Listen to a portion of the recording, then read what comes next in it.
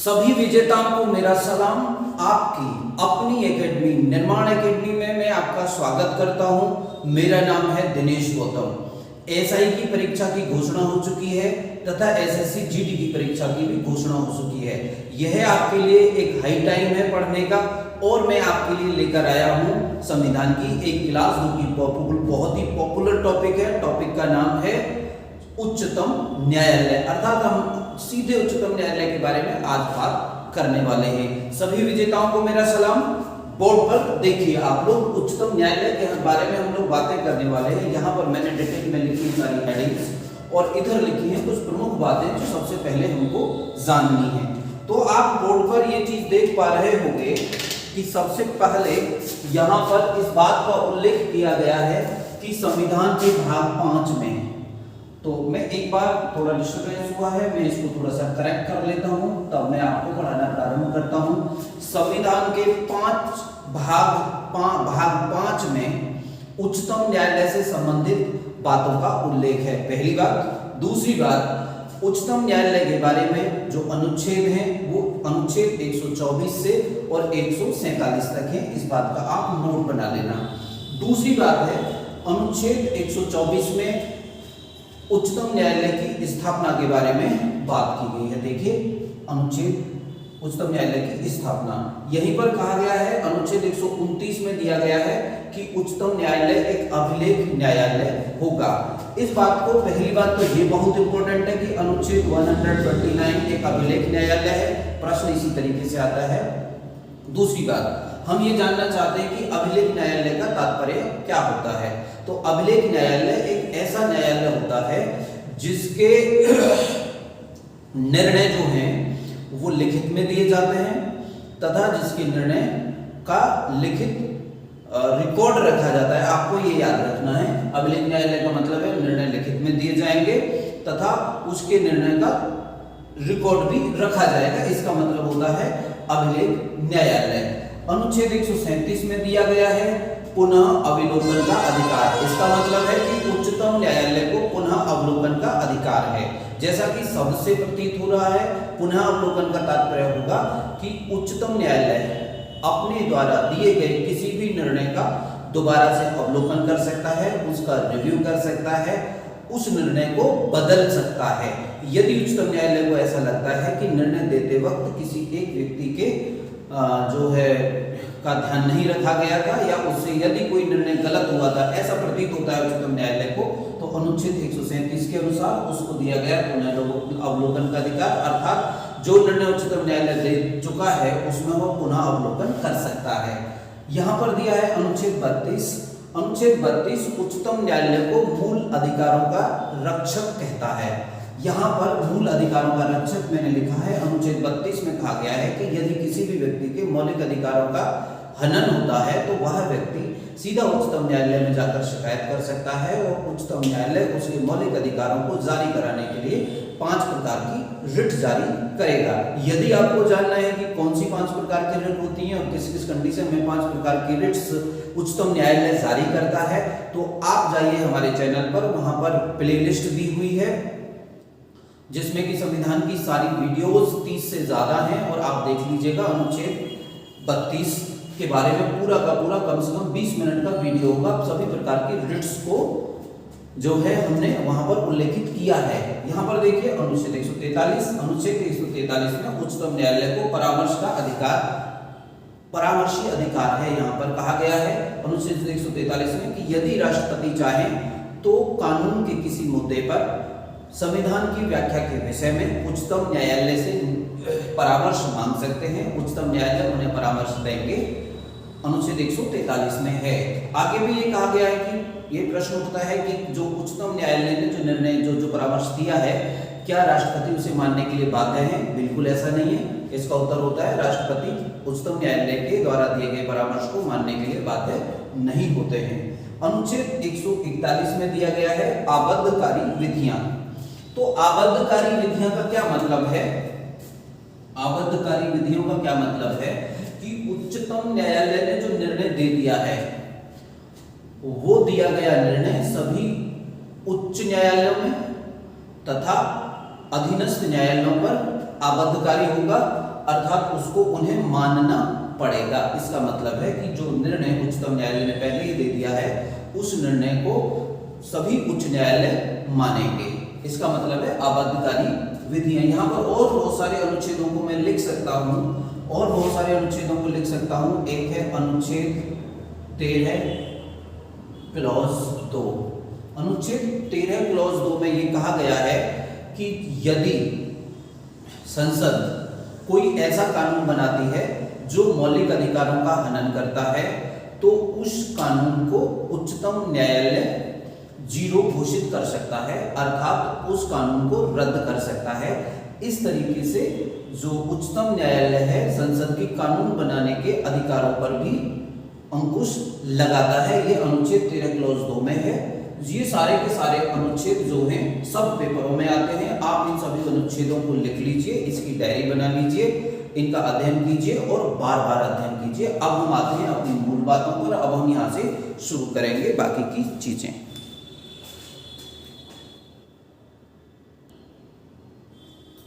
आइए शुरू करते हैं आगे की क्लास। पहली बात तो ये देखिए, जो हमारा उच्चतम न्यायालय है इसकी जो स्थापना हुई थी, उच्चतम न्यायालय की स्थापना हुई थी सन 1950 में। भारत 1947 में आजाद हुआ था। आजाद होने से पहले जो न्यायालय था उसका नाम उच्चतम न्यायालय नहीं था। न्यायालय का उच्चतम न्यायालय नाम पड़ा था आजाद होने के बाद, भारत के आजाद होने के बाद, तथा इसकी स्थापना जो है उच्चतम न्यायालय का नाम जो है रखा गया 1950 में। पहली बात। दूसरी बात, इसका जो गठन के बारे में उल्लेख है अनुच्छेद 124 में किया गया है कि उच्चतम न्यायालय का गठन कौन से अनुच्छेद के अनुसार होगा, तो अनुच्छेद 124 के अनुसार होगा। यहाँ पर आते हैं न्यायाधीशों की योग्यता। देखिए, जो उच्चतम न्यायालय में न्यायाधीश होंगे उनकी योग्यता का जो उल्लेख है वो अनुच्छेद 124 में दिया गया है। तो अनुच्छेद 124 की क्लॉज 3 भी आप लोग याद कर रखेंगे। मैं बता देता हूँ जो उच्चतम न्यायालय में न्यायाधीश होते हैं उनकी योग्यता के बारे में। तो जरा देखिए, उनकी योग्यता में 2 या 3 चीजें आपको ठीक से ध्यान रखनी है। पहली चीज तो यह होगी कि वह व्यक्ति 5 वर्ष तक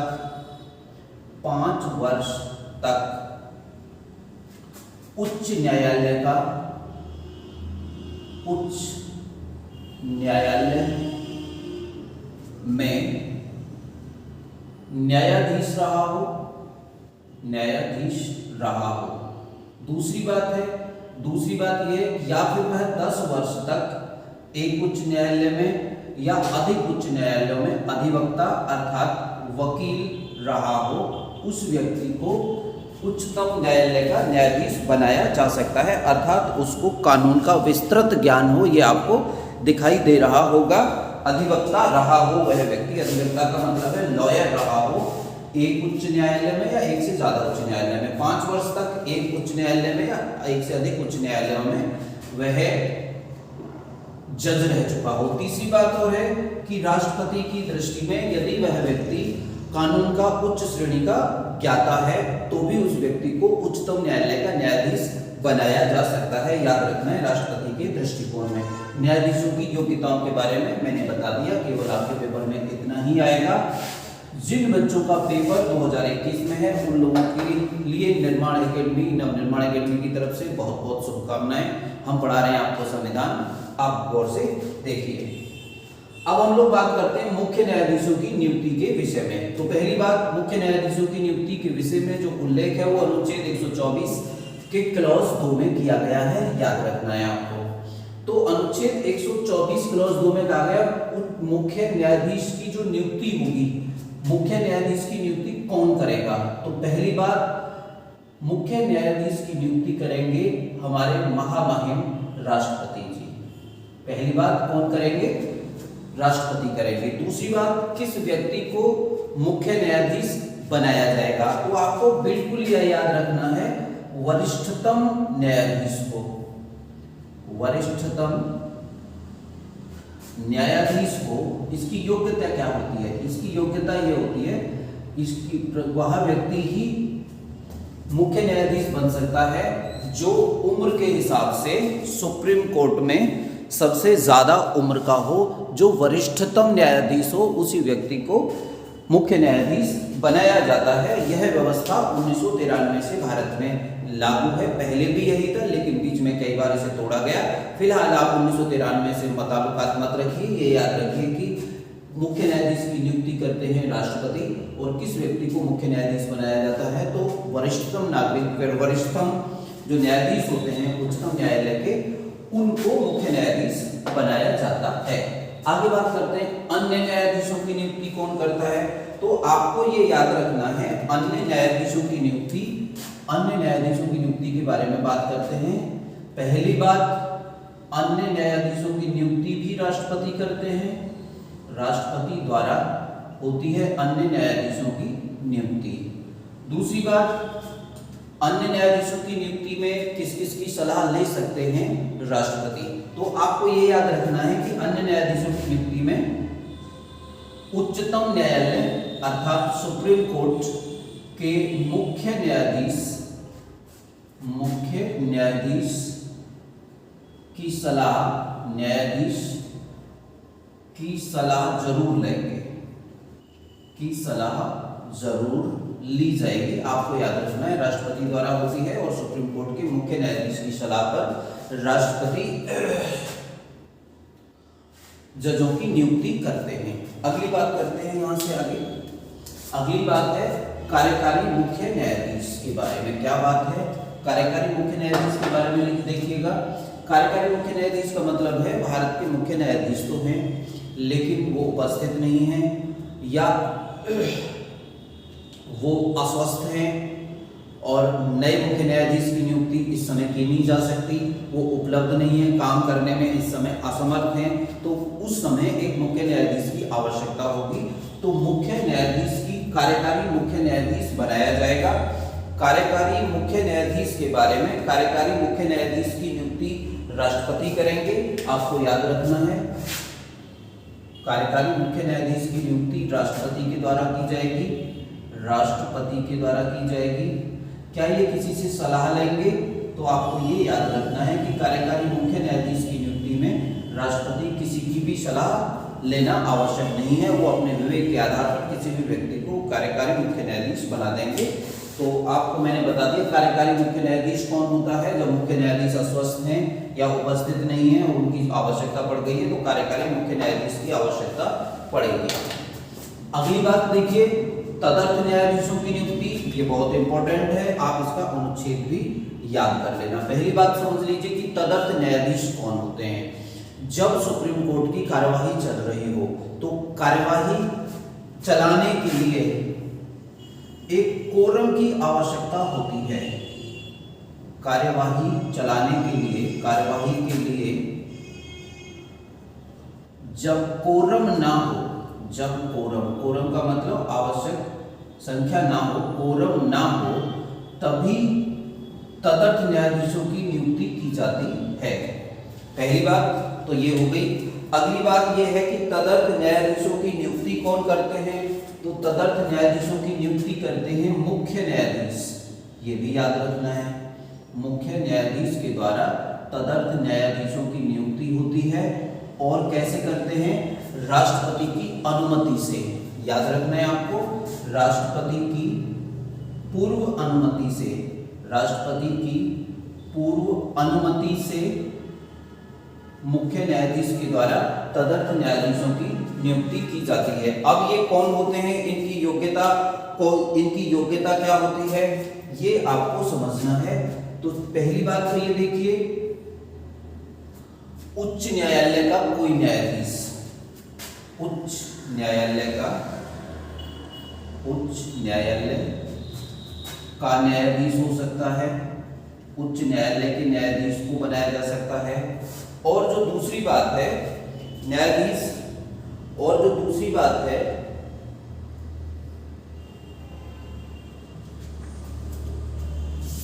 और वो उच्च न्यायालय का न्यायाधीश ऐसा होना चाहिए जो उच्चतम न्यायालय का न्यायाधीश बनने की योग्यता रखता हो। याद रखना है, उच्च न्यायालय का न्यायाधीश जो उच्चतम न्यायालय का न्यायाधीश बनने की योग्यता रखता हो, का न्यायाधीश बनने की योग्यता रखता हो। ये बात विशेष गौर करने वाली है कि केवल ऐसे ही व्यक्ति को बनाया जा सकता है जो उच्चतम न्यायालय का न्यायाधीश बनने की योग्यता रखता हो। दूसरा केस और भी है कि तदर्थ न्यायाधीश और किसको बनाया जा सकता है, तो मैं यहाँ पे क्लियर कर दूं। तदर्थ न्यायाधीश उच्चतम न्यायालय मतलब सुप्रीम कोर्ट या हाई कोर्ट के रिटायर्ड जज को भी बनाया जा सकता है। रिटायर्ड जज को भी बनाया जा सकता है। एक और बात यहाँ पे काले पेन से मैं लिख देता हूँ कि तदर्थ न्यायाधीश की जो व्यवस्था है वो केवल उच्चतम न्यायालय में ही है। तो तदर्थ न्यायाधीश केवल उच्चतम न्यायालय में ही लाए जाते हैं, केवल सुप्रीम कोर्ट में ही आते हैं, हाई कोर्ट में तदर्थ न्यायाधीश नहीं आते हैं। तो अब आप समझ गए होंगे कि तदर्थ न्यायाधीश कौन होते हैं, कौन सी कैसी अवधि होती है तदर्थ न्यायाधीश की, कौन उसकी नियुक्ति करता है। तो नियुक्ति करते हैं मुख्य न्यायाधीश, राष्ट्रपति की पूर्व अनुमति से करते हैं। उच्च न्यायालय का कोई ऐसा न्यायाधीश तदर्थ न्यायाधीश बनाया जा सकता है जो उच्चतम न्यायालय में न्यायाधीश बनने की योग्यता रखता हो। सुप्रीम कोर्ट और हाई कोर्ट के रिटायर्ड जजों को भी तदर्थ न्यायाधीश के रूप में बनाया जा सकता है। तो मैंने बताया आपको, एक बहुत इंपॉर्टेंट है, अनुच्छेद 127 में इस बात का उल्लेख किया गया है। ऐसा अनुमान मैं लगा रहा हूं कि आप अच्छी तरह समझ पा रहे होंगे। सारी चीज़ों की नोट्स बना लेना, हम बढ़ रहे हैं अब आगे, इसको मिटा देते हैं, टॉपिक को करना है खत्म। तो जरा अब देखिए, यहाँ से आगे करते हैं पद की अवधि क्या होती है। देखिए अगली हेडिंग पर आ गए हैं हम, पद की अवधि। तो बस आपको इतना लिखना है कि उच्चतम न्यायालय का कोई भी न्यायाधीश 65 वर्ष की अवस्था तक अपने पद पर रह सकता है। ये बात खत्म हो गई। तो हम यहाँ पे लिख देते हैं पद की अवधि 65 वर्ष की अवस्था तक वह अपने पद पर रह सकता है। वह जब भी चाहे अपना इस्तीफा महामहिम राष्ट्रपति को लिखित में दे सकता है। ये बात और याद रखना है। तो मैं यहाँ पे लिख देता हूँ कि अपना इस्तीफा को किसे देगा, अगर इस्तीफा देना है तो इस्तीफा देगा वो राष्ट्रपति को। ये भी याद रखना है, इंपॉर्टेंट है, यहाँ से मिस हो गया था। अब है उच्चतम न्यायालय के न्यायाधीश को पद से कैसे हटाया जाएगा। चलिए इस पर बात करते हैं, इन शॉर्ट बता देते हैं और इतना बता देते हैं जो आपके केवल पेपर में आता है। तो पहली बात देखिए, उच्चतम न्यायालय के न्यायाधीश को हटाने का जो आधार है, इसके 2 आधारों पर इस व्यक्ति को हटाया जाता है। कौन कौन से 2 आधार हैं। आधार नंबर 1, पहला जो आधार है उसे उसके पद से हटाने का वो ये है कि वह व्यक्ति असमर्थ हो। असमर्थता इसका आधार है, असमर्थता। और साबित कदाचार का मतलब है अच्छा व्यवहार, कदाचार कि उसका व्यवहार खराब हो तो उस व्यक्ति को भी पद से हटाया जा सकता है। पहली बात हो गई आधार क्या है। दूसरी बात है कि उसको हटाएगा कौन, तो आपको याद रखना है कौन हटाएगा, उसको हटाएगी संसद। ये भी याद रखना है आपको, ये क्वेश्चन भी आता है कि किसी भी न्यायाधीश को उसके पद से हटाने का कौन काम करता है, तो संसद उसको पद से हटाएगी। संसद के 2 सदन होते हैं, लोकसभा और राज्यसभा। तो किसी भी जज को हटाने के लिए जो प्रक्रिया है वो लोकसभा या राज्यसभा में से दोनों में किसी में भी शुरू की जा सकती है। तो याद रखना है संसद के किसी भी सदन में प्रक्रिया प्रारंभ की जा सकती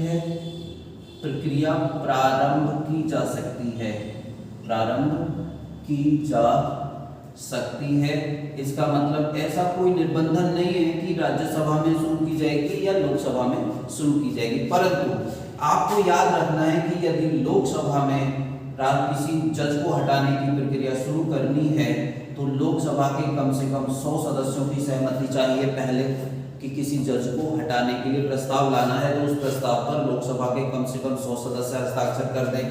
यदि उसको राज्यसभा में प्रारंभ किया जाना है तो राज्यसभा के कम से कम 50 सदस्य उस पर हस्ताक्षर कर दें, तब तो राज्यसभा में शुरू होगी।